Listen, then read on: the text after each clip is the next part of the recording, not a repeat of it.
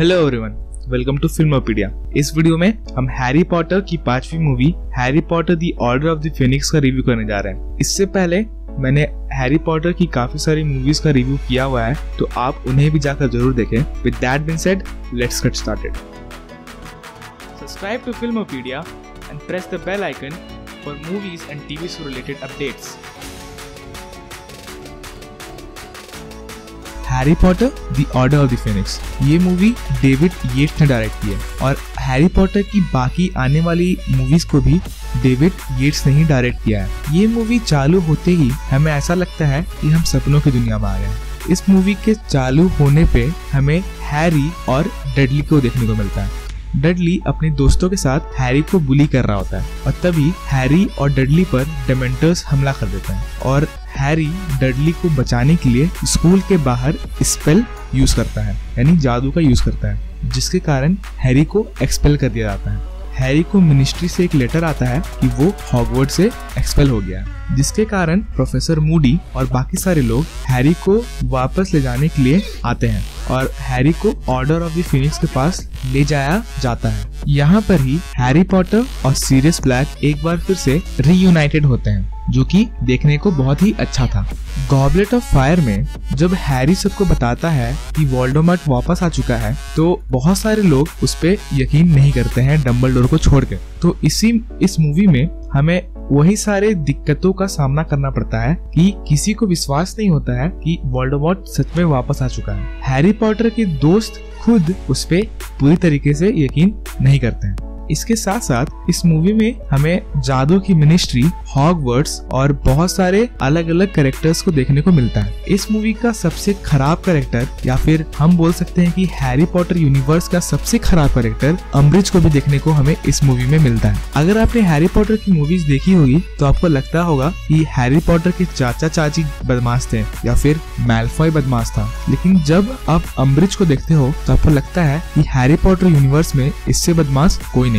अम्ब्रिज जादू की मिनिस्ट्री के द्वारा हॉगवर्ट्स में अपॉइंट की जाती है, जहां पर अल्टीमेटली वहां की हेड मास्टर बन जाती है और अम्ब्रिज बच्चों को कोई भी जादू की शिक्षा नहीं देना चाहती थी। वो सिर्फ उन्हें किताबी ज्ञान देकर छोड़ देना चाहती थी, उन्हें प्रैक्टिकल्स या जादू को रियली यूज करना नहीं सिखाना चाहती थी। इसी बीच क्योंकि हैरी को पता था कि वोल्डेमॉर्ट वापस आ चुका है और उन्हें लड़ने की जरूरत है, इसीलिए हैरी पॉटर अपने दोस्तों के साथ सीक्रेट में ट्रेनिंग करना चालू करता है रूम ऑफ रिक्वायरमेंट्स में। और जो इस रूम में चीजें होती हैं वो इस मूवी का बहुत ही बेस्ट पार्ट है। हमें इस रूम ऑफ रिक्वायरमेंट में हैरी को एज ए टीचर देखने को मिलता है और बहुत सारे क्लासेस देखने को मिलते हैं, जो कि देखने में बहुत फनी और बहुत ही इंटरेस्टिंग था। हर एक Harry Potter movie goblet of fire के बाद डार्क पे डार्क होती गई, लेकिन इस मूवी में कुछ सीन्स ऐसे हैं जिससे कि हमें पता चलता है कि हर एक कैरेक्टर की इंटीग्रिटी मेंटेन है सारी मूवीज में,